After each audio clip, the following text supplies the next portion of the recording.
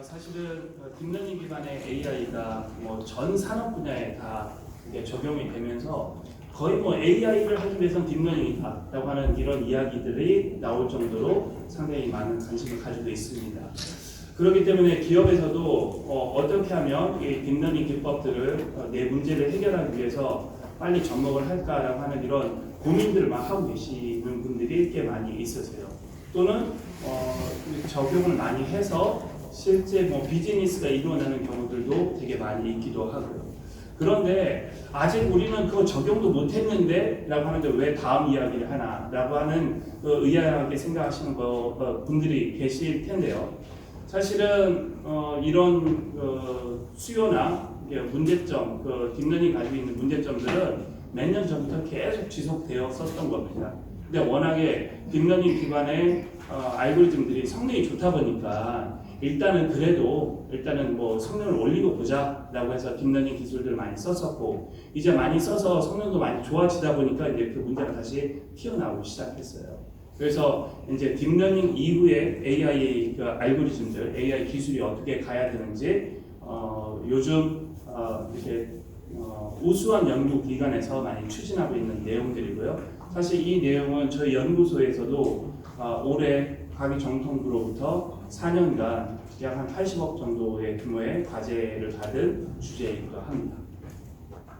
자, 말씀드릴 순서는 기술 개발 내용들 좀 설명을 드릴 건데요. 먼저 뉴럴 심볼릭 AI, 포스트 딥러닝 AI의 대안으로 나오는 뉴럴 심볼릭 AI에 대해서 이야기하는 것이 주입니다. 그리고 이제 저희가 앞으로 어떻게 연구할 거냐에 대한 것들이 뒤에 나오는데요. 자세한 내용들을 좀 생략하도록 하고 개념만 좀 말씀드리도록 하겠습니다. 자, AI 연구는 사실은 컴퓨터가 처음 개발될 때부터 시작했었어요. 1940년, 50년, 40년, 50년대는 컴퓨터의 이론들만 만들어졌었죠. 그리고 50년대 후반, 60년대 초반에 들어서 실제 이제 컴퓨터들이 제대로 이제 사용되기 시작했었고, 그때부터 앨런 튜링이 쓴 그런 유명한 아티클이 있거든요. 컴퓨팅 머시너리라고 하는 그런 아티클 같은 데에서 어떻게 하면 생각하는 컴퓨터를 만들지? 라고 하는 게 1960년대 그때부터 시작됐어요. 그리고 다트머스 대학에서 AI 관련된 컨퍼런스가 열렸는데 그때 처음 Artificial Intelligence라고 하는 용어가 사용됐어요. 그 컨퍼런스에서 우리가 이런 것들을 생각하는 컴퓨터, 사람처럼 하는 컴퓨터, 이거를 Artificial Intelligence로 하자라고 했었고, 그게 이제 1960년대 이야기입니다. 그래서 1960년대부터 AI 연구들은 엄청나게 많이 진행됐었어요. 그러면서 두 번의 AI 윈터도 있었습니다. 이렇게 처음에는 과도한 기대감 때문에 엄청나게 돈을 많이 퍼부었거든요. 1960년대 초반에. 그래서 세계의 모든 돈이 요즘처럼 AI에 다 부어졌었어요. 근데 69년 정도에 크게 한 두 가지의 일이 있었어요. 자세하게 설명드릴 수 없는데 XOR 프로블럼이 이렇게 등장하게 됐어요. 그래서 AI 별거 아니다. 미국에서 그런 이야기가 나왔고, 영국에서는 라이트라고 하는 사람이 보고서를 냅니다. 이 AI 문제가 많다. 그래서 실제 AI가 우리가 기대하는 것만큼 안 돼라고 해서 펀드 다 끊겼어요. 그때가 첫 번째 위트였습니다. 그랬다가 다시 한 80년대 이때 정도 이렇게 올라가다가 엑스퍼트 시스템 아마 기억하시는 분들이 있으실 거예요. 그걸 중심으로 해서 AI가 다시 4G 시스템, 엑스퍼트 시스템 이렇게 하면서 화랑을 치려고 하다가 다시 이거 아직 안 되는 거야. 두 번째 윈터를 겪었었고, 지금 이제 다시 한 세 번째 정도의 이렇게 어떤 전성기를 지금 누리고 있는 거죠. 그러면서 이제 저는 AI를 연구하는 사람이지만 언제 다시 세 번째 윈터가 올지도 모르는데 라는 이런 생각들을 많이 합니다. 그러면서 경계를 많이 해요. 기업들이, 특히 AI 기업들이 나가서 비즈니스를 하는 여러 가지 모양들을 보면서 좀 경계를 많이 합니다. 왜냐하면 저러면 안 되는데, 그러니까 저 아직 한계가 많이 있고 저 다 아닌데, 근데 기업들은 과제도 따고 수주도 하고 이렇게 하다가 보니까 안 되는 것까지도 되는 것처럼 이야기를 하고 그럴 수밖에 없잖아요. 그러다 보면 이제 돈을 주는 업체 쪽에서 돈을 주는 이제 갑 쪽에서 이거 안 되는 거구나 이렇게 하면서 이제 시장이 붕괴되는 이런 상황들이 올 수 있거든요. 이전에 두 번째 윈터까지도 다 그런 상황이었거든요. 그래서 그런 부분들을 경계하면서 세 번째 윈터는 가급적으로 오지 않도록 어떻게 하면 계속 뭔가 AI 기술을 잘 활용해서 우리가 나아갈 수 있을까. 그래서 지금 그런 딥러닝 기반의 AI 한계를 많이 지적합니다. 근데 이제 히스토리를 제가 간단히 말씀드렸는데 그 히스토리에서 두 가지의 기법들이 있었어요. AI를 만들기 위해서. 첫 번째는 뭐 간단하게 규칙 기반 시스템이라고 이야기합니다. 그거를 조금 다르게 규칙을 만들기 위해서는 뭐 if 조건이 뭐 어떻고 그랬을 때 된 액션을 어떻게 한다라고 하는 이런 규칙들을 많이 정의를 해놓는 거예요. 그래서 그게 산업에 뭐 어디에든 응용 분야에 적용되는 거죠. 그래서 그 규칙을 많이 만들어 놓는 거예요. 근데 그 규칙이 이제 심벌로 표현되다 보니까 그걸 심벌릭한 어프로치라고도 표현합니다. 또는 뭐 그 규칙을 우리 사람들이 머릿속에 가지고 있는 전문가들이 머릿속에 가지고 있는 knowledge라고 할 수 있으니까 knowledge based than approach다라고 이야기를 많이 합니다. 여하튼 그 심벌릭 어프로치가 AI 시스템을 만들기 위해서 처음에 많이 사용됐었어요. 근데 여전히 이 심벌릭 어프로치 이 어프로치는 요즘도 많이 사용됩니다. 예를 들면 여러분들이 뭐 유수 업체들이 제공하는 어떤 서비스들을 이렇게 생각할 때 그게 다 딥러닝 기술로 동작하겠지라고 생각하시면 오산이에요.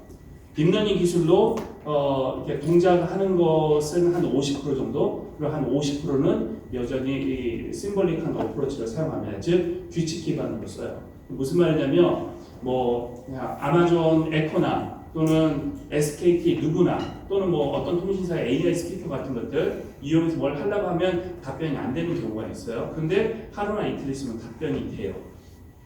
근데 하루나 이틀 있다가 걔들이 학습을 해서 그 답변이 되도록 하게 하느냐? 그럴 수가 없어요. 왜냐하면 현재의 기법들은 이게 안 되는데 이거 하려면 어떻게 해야 되지라고 하는 것을 제대로 대처할 수가 없어요. 왜냐하면 데이터를 가지고 학습을 하기 때문에 이 데이터를 집어넣어서 그 결과를 만들어낼 수 있을까 없을까를 예측할 수 없거든요.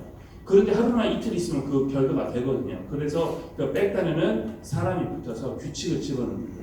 어제 누가 이런 거 물어봤는데 이거 답변 못했어. 페일했어. 그러면 그걸 규칙으로 만들어서 답변이 되도록 만드는 거죠. 그래서 사실은 그게 이제 규칙, 심벌릭한 거하고 딥러닝하고 같이 사용되는데 그걸 뭐 조금 멋있는 표현으로 하면 뭐 앙상블 시스템이다 이렇게도 표현을 해요. 근데 이제 그 두 가지를 섞는 시스템인데 이 규칙 기반 시스템의 특징들을 좀 한번 살펴보려고 합니다. 얘는 일단 여러분들께서 AI 기반 시스템을 만들려고 할 때 가장 처음 먼저 시도해 볼 수 있는 방법이고 얘는 구현하기 별로 어렵지 않아요. 사실은 조금만 하면 규칙 기반 시스템의 AI 시스템을 만들 수 있습니다. 왜냐하면 규칙만 잘 만들어 두면 나머지는 규칙 패턴 매칭만 하면 돼요. 그래서 if 이럴 땐 이렇게 하고 if 이럴 때는 저렇게 한다라고 합니다. 근데 이제 규칙을 만드는 게 사람이 해야 되다 보니까 조금 힘든데 일단 그 규칙을 사람이 만든다고 하면 정확하게도 외워놓고 그 다음에 쉽게도 구축할 수 있습니다. 그 다음에 이 심벌릭한 시스템은요 구현하기가 편리한 것뿐만 아니라 일반화 능력이 우수해요. 그래서 뭐 어떤 케이스 if 무엇이 어떠면 그럼 그건 어떤 거다라고 우리가 이렇게 결론을 일반화해서 만들어낼 수 있습니다.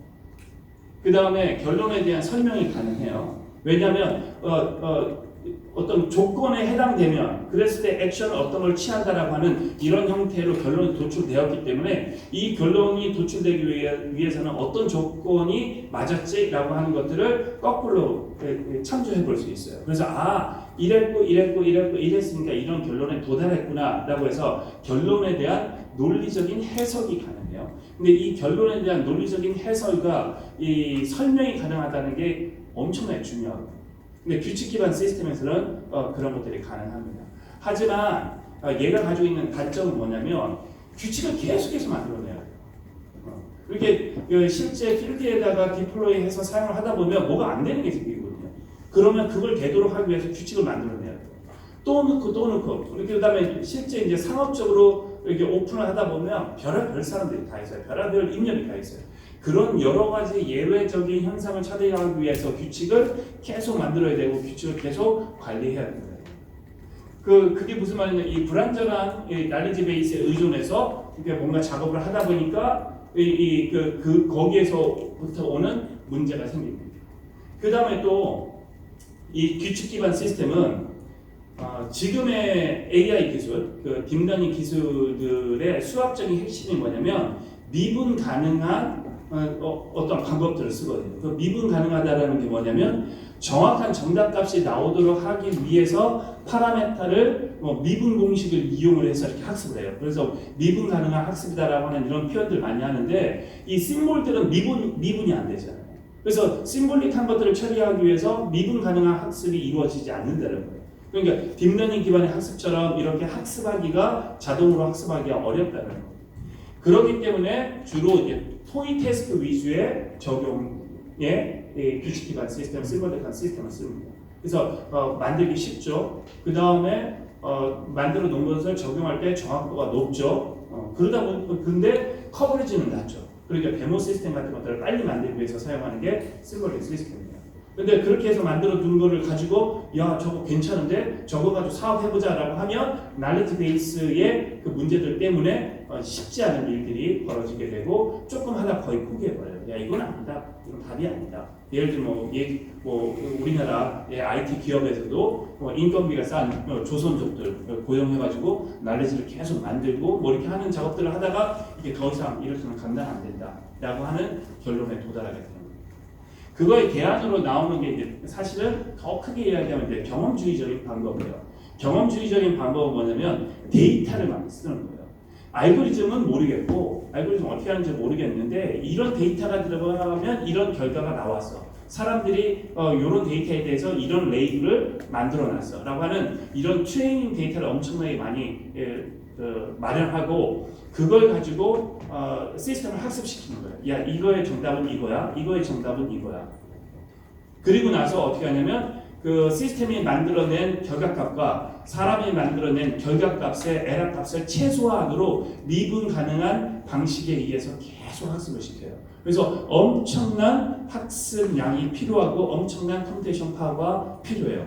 그래서 요즘 이제 저희처럼 연구하는 쪽에서 엔비디아 아시잖아요. 그 GPU 카드, 그래픽 카드, 게임 위해서 이렇게 주로 많이 사용하던 그래픽 카드 만들던 엔비디아가 엄청난 엄청나게 주가가 올라갔죠. 왜냐하면 GPU를 이용해서 딥러닝 기반의 이제 컴퓨테이션을 많이 해야지 되다 보니까. 그래서 얘의 특징은 무엇이냐면요.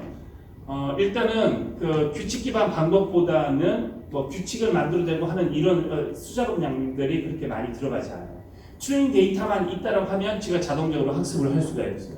그리고 대부분 얘는 약간 이제 어려운 용어일지도 모르는데 그 인덕티브 러닝, 기납적인 추론을 해요. 기납적 추론이 뭐냐면 이순신은 죽었다, 세종대왕은 죽었다, 에디슨은 죽었다. 이순신은 사람이다, 세종대왕도 사람이다. 이렇게 했을 때 그러면 모든 사람은 죽는구나. 그래서 개별적인 사실들을 가지고 일반화된 사실을 이끌어내는 방법을 우리가 기납법이라고 하잖아요.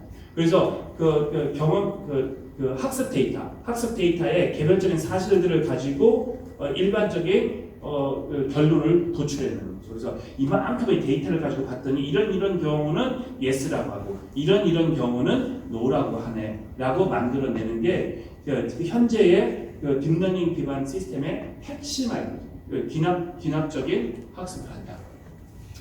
그 다음에 이제 미분 가능한 방식으로 이제 학습이 가능하기 때문에 그 학습하는데 사람이 그렇게 어려울 일은 없죠. 그 다음에 이제 높은 정확도를 나타내요. 근데 얘의 단점, 이제 요걸 얘기하다.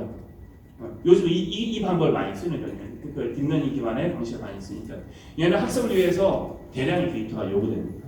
아까 뭐는 정답이 뭐고 무엇은 정답이 무엇이야 라고 하는 이 대량의 데이터가 필요해요. 왜 대량의 데이터가 필요하냐면 아까 학습을 어떻게 한다고 했죠? 기납적으로 한다고 했잖아요. 그래서 개별적인 사실로부터 일반적인 사실을 도출해내는 건데 내가 보았던 개별적인 사실이 몇 개 안 되면 그걸 가지고 도출해내는 일반적인 어떤 진리나 사실에 대한 정확도가 떨어지겠죠. 그래서 데이터가 많으면 많을수록 좋은 거고.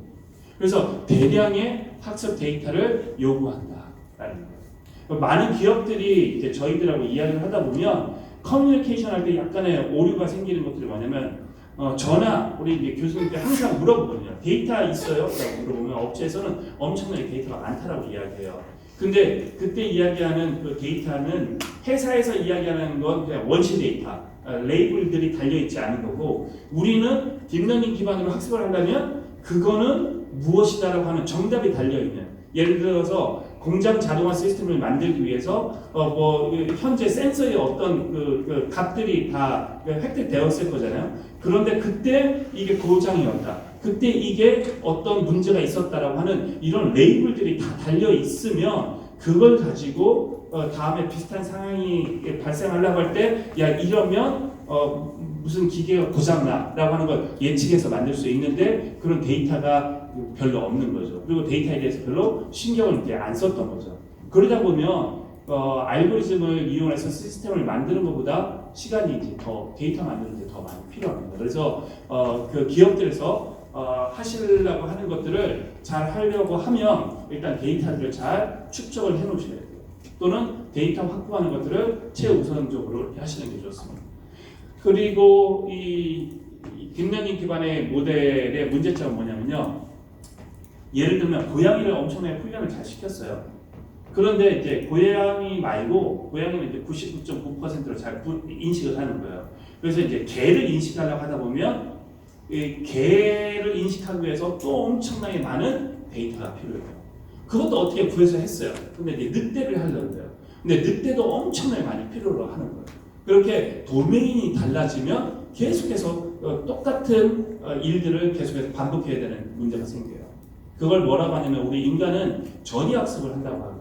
전이학습은 뭐냐면 내가 이전에 배웠었던 내용들을 비슷한 것들을 배울 때 적용을 하는 거예요.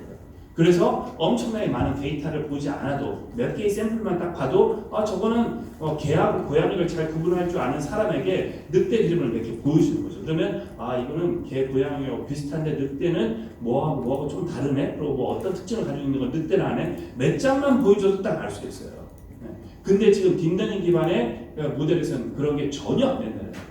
그러니까 계속 데이터를 많이 만들어내야 된다고 하는 그런 문제가 생기면서 이 전이학습이 안 된다. 그 다음에 결론을 도출했는데 얘는 왜 이런 결론을 도출했는지 설명하기가 어려워요.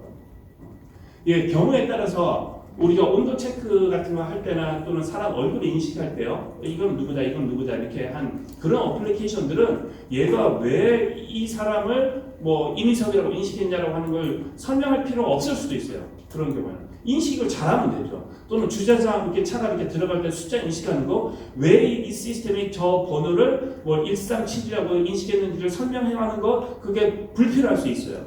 네. 그런 영역에서는 상관없는데 요즘 AI 기술이 삶의 모든 영역에 많이 들어가다 보니까 뭐 보안 영역 또는 의학 영역에 적용됐어요. 그래서 뭐 요즘 왓슨이 병원에 가가지고 암 진단 엄청나게 높게 하잖아요. 그죠? 암 진단뿐만 아니라 뭐 이게 의학적인 다른 진단을 하는데 예를 들어서 뭐 수술해야 된다, 개복하고 뭐 그걸 절제해야 된다는 결론을 도출했어요, 시스템이. 그러면 환자나 또는 보호자가 물어볼 거잖아요, 의사 선생님한테. 왜요? 그럼 의사 선생님은 자기가 결론 내는 게 아니라 왓슨이 내는 거잖아요. 그러면 왓슨이 어떤 설명력을 이렇게 제공해주지 않으면 그냥 째야 돼요. 왜요? 그냥 99% 정확해요. 그냥 째야 돼요. 라고 하게 되면, 그리고 사람들이 설명을 듣지 못하면 시스템을 신뢰할 수가 없어요.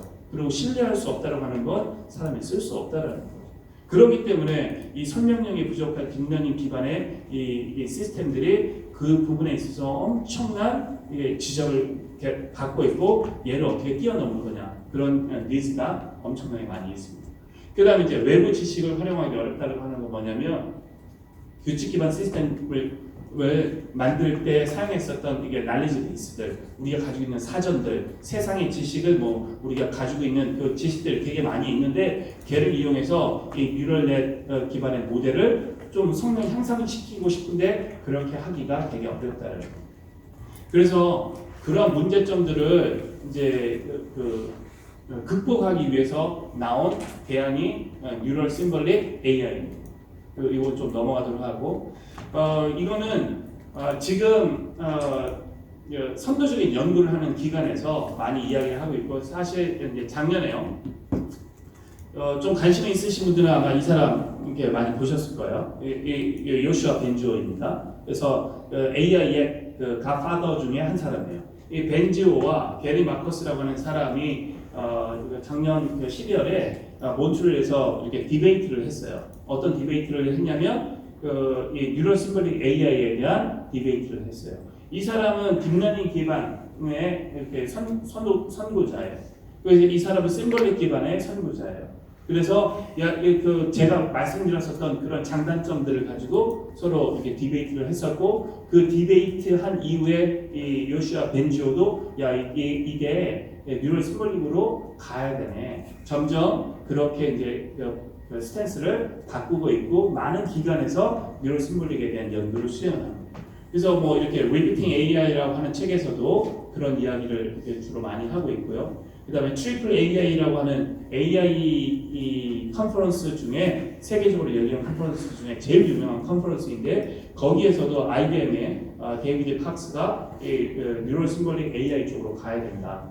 그래서 딥러닝이 가지고 있는 해석을 잘못하는 거, 외부 지식을 사용하지 못하는 거, 그런 문제점들을 이렇게 완화할 수 있도록 우리가 대안을 만들어야 된다라고 지금 하고 있고, Next Decade in AI, 다음 세대의 AI는 어떻게 가야 될 것이냐에 대한 이런 서베이 페이퍼를 아까 말씀드렸던 게리 마커스가 얼마 전에 출판하게 됐습니다.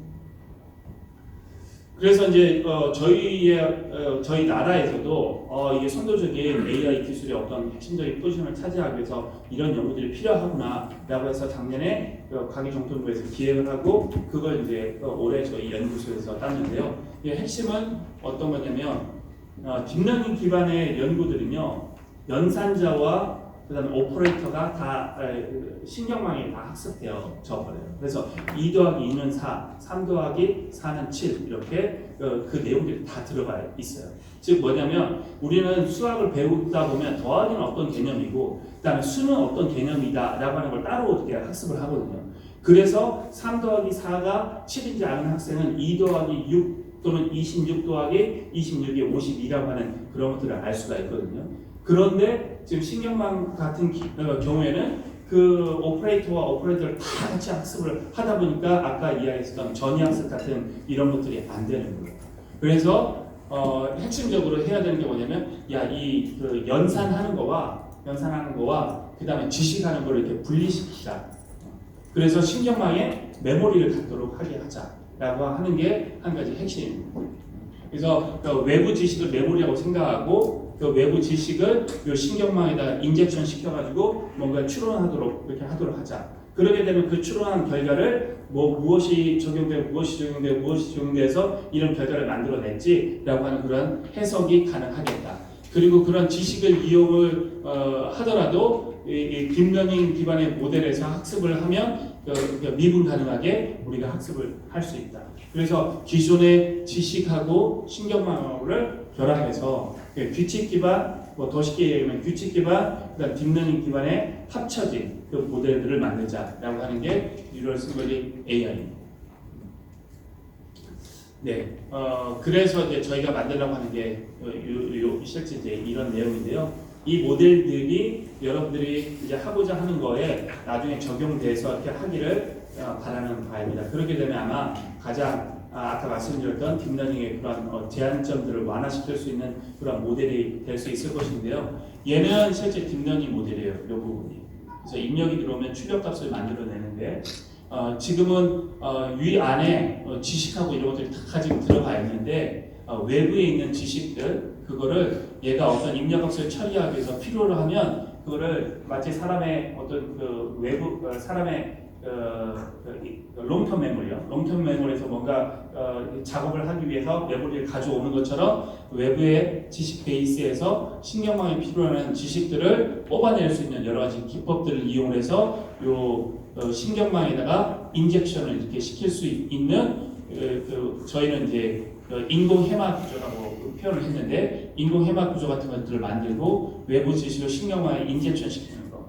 그 다음에 얘가 학습한 걸 다시 외부 지식으로 이렇게 만들어낼 수 있는 히포캠퍼스 만들고 얘를 이쪽 부분을 메모리하고 이쪽 부분을 딥러닝 기반의 연산자로 만들어서 정확하고 그 다음에 지식을 사용하지만 미분 가능한 방식으로 학습하는 것이 핵심입니다. 네. 뭐 그런 것들이 되면 다음과 같은 이제 뭐 추론들이 이제 가능할 거예요. 예를 들어서 뭐그 뉴욕이 지금 미국에 존재하냐라고 하는 이런 것들을 발휘하려고 하면 원래 저거에 대한 지식이 있어야 되거든요.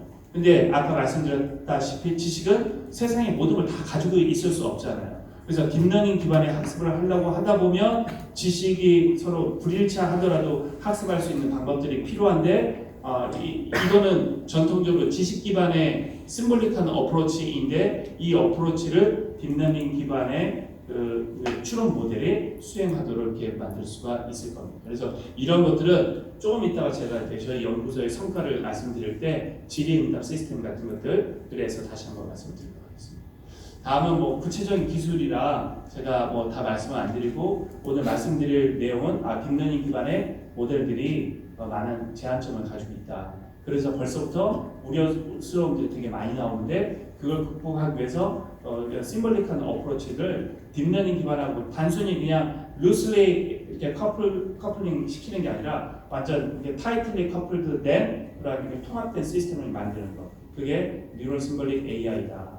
앞으로는 뉴럴 심볼릭 AI에 대한 이 이야기들이 뭐 올해 내년 동안에 계속해서 아마 만들어질 겁니다. 그래서 아직까지 뭐 딥러닝조차 우리 아직 못했는데라고 하는 쪽에서는 딥러닝뿐만 아니라 뭐 이쪽 방향성 한번 고려를 해보시는 것도 더 좋을 것 같습니다. 네, 아마 제가 좀 길게 한 것 같은데 이상으로 혹시 질문 있으세요?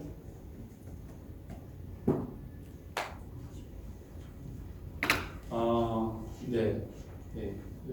없으시면요 좀 이따 커피 브레이크 할 때나 뭐 그럴 때 또 이렇게 해주셔도 좋습니다. 그 다음에 이렇게 좀 이따 이렇게 다니실 때는 저희하고 이렇게 말씀을 나누는 것뿐만 아니라 아까 이렇게 기업들 어느 기업에서 오셨는지 이렇게 보셨잖아요. 그래서 제가 좀 이따 저희 연구소 소개를 할 때 말씀을 드리려고 했는데 저희들하고 이렇게 연결하는 것뿐만 아니라 나중에는 저희가 뭐 그 국가의 과제를 하거나 뭐 할 때는 컨소시엄을 이렇게 맺어서 같이 하는 그런 경우도 있을 건데 그러기 위해서는 기업들도 서로 좀 이렇게 아셨으면 이렇게 좋을 것 같습니다. 좀 이따 커피 브레이크 때 인사를 드리고 또 하도록 하겠습니다. 네, 감사합니다.